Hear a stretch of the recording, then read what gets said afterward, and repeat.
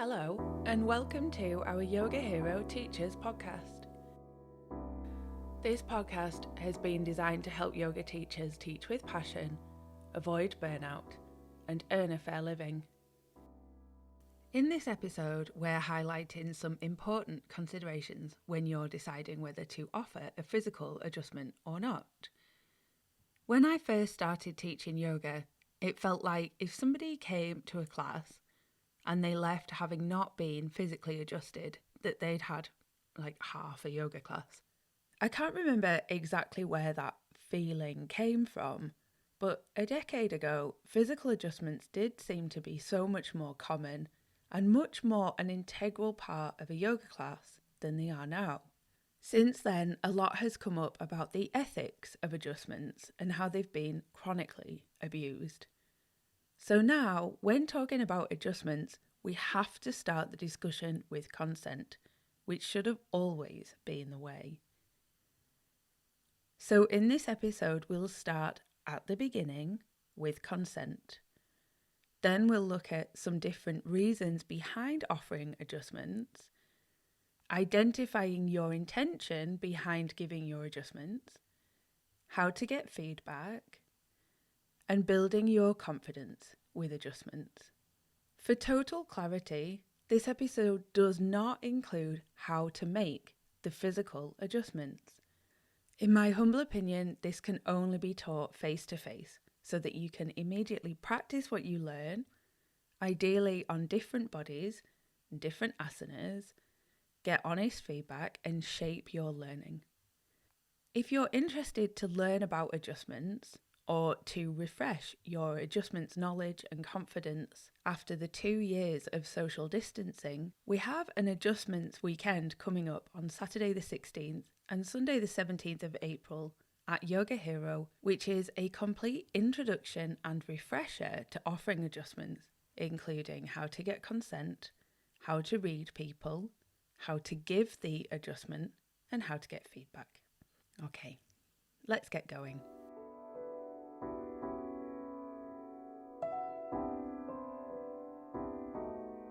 Consent.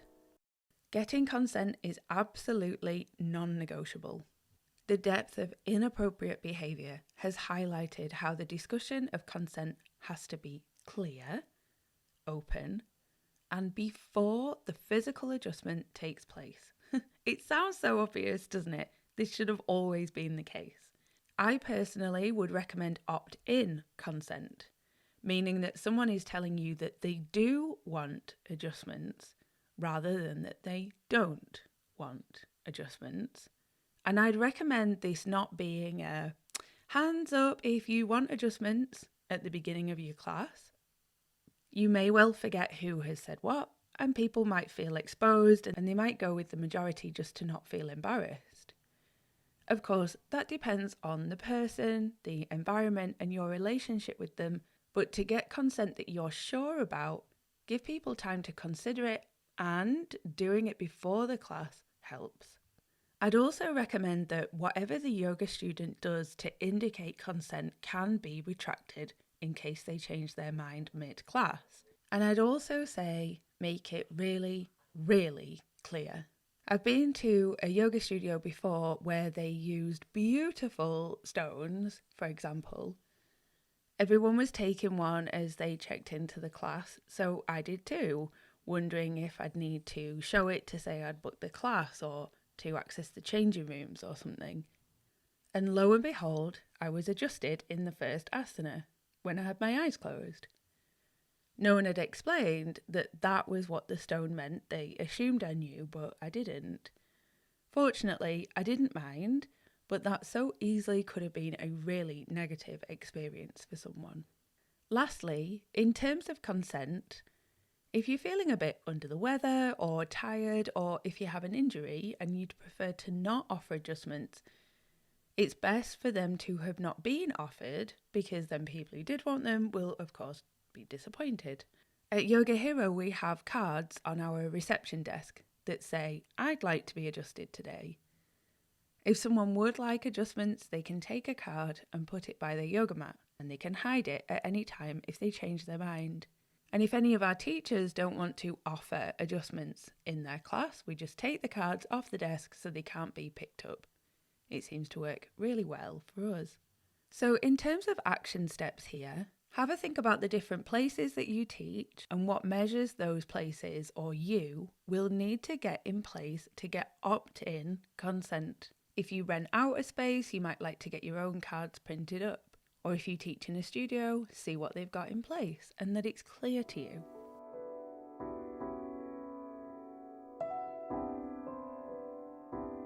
Reasons behind offering adjustments. In short, you'll likely offer adjustments to help someone find safer alignment or to help them deepen the pose. I would really stress here that offering adjustment to make someone's asana look more like what you'd expect or more like what you're used to is a huge red flag. Often we learn adjustments on a teacher training, of course, where our fellow trainees are experienced yogis, probably strong and flexible and very connected to their body. You practice your adjustments on them and they look just like the asana from your yogi textbook. But this doesn't translate to the general public. So many people who come to open level classes have tension, are disconnected from their bodies, and their deepest expression of a pose might look like your warm-up. So learning adjustments and deepening your confidence and experience comes with time and patience. Later, we'll talk about getting feedback. This is so important to check your assumptions about someone's body. This moves us on to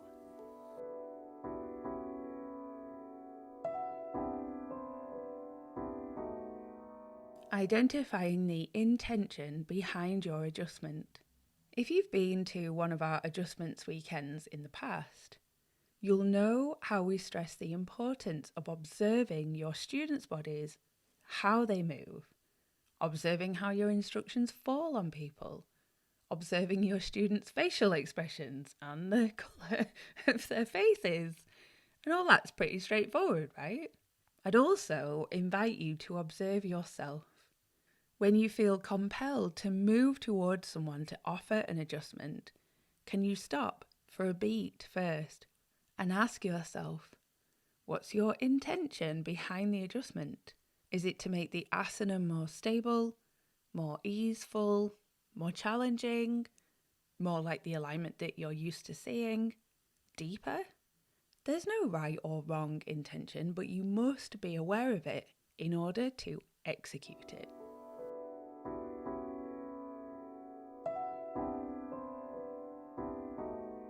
How to get feedback. You'll get feedback from your yoga student before, during, and after the adjustment.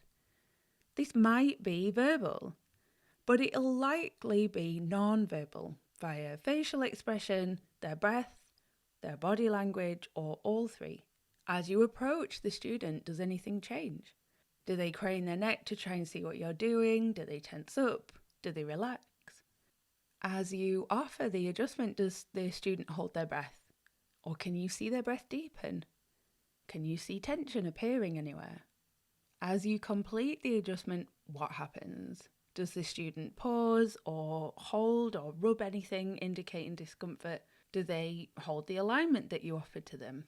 Do they look zen or maybe confused? All this goes into the big box of learnings, which can give you feedback about your approach, the start, middle, and completion of the adjustment, and the immediate time after. It's common for a yoga teacher to say, mid-adjustment, how's that? Or something like that. But in my experience, most people are so polite that they won't say in the middle of a busy yoga studio, that doesn't feel great actually. They'll say, it's fine, thanks.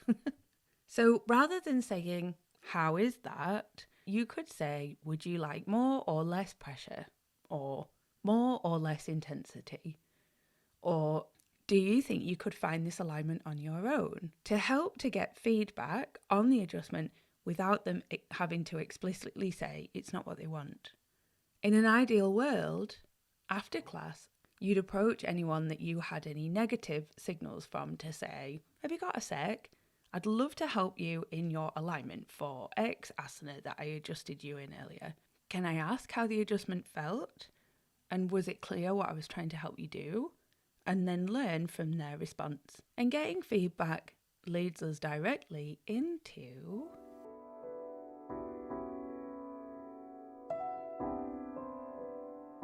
building your confidence with adjustments. Aside from teaching people who are pregnant from experience, I would say that offering physical adjustments is the part of teaching yoga that gives yoga teachers, especially new yoga teachers, the most fear. And in my humble opinion, this fear only goes away with experience and confidence. On our adjustments weekend, we practice common adjustments, get feedback, practice some more, integrate the feedback, practice some more, with the aim of really instilling confidence and experience, which only come with practice. To get experience outside of something like our adjustments weekend, you'll want to practice on willing people first. And I'd say you're looking for people, friends, family, yoga students who you can trust to be really honest with you. There is no point practicing on people who will say, oh yeah, that felt fine, even if it didn't. There's nothing to be gained by you or them, and there's potentially a lot to be lost. Ask for feedback during and after the adjustment. How did it feel? Where did the person feel it? Could they find the alignment again on their own, etc.? So hopefully that's some useful food for thought on offering adjustments. It's worth saying here that with such a lot of negativity surrounding adjustments, it can feel easier to just not give them. But think back to any and all positive experiences you've had when being adjusted. Maybe it unlocked an asana for you. Maybe it just felt amazing. Maybe it helped you relax. And bear these positive experiences in mind. They'll keep you motivated as you're crafting your knowledge and experience. We'd love to know how you're finding these episodes and if they've been helpful. Please do let us know by emailing hello@yogahero.co.uk or sending a DM to @YogaHeroTeachers on Instagram. And as always, happy teaching.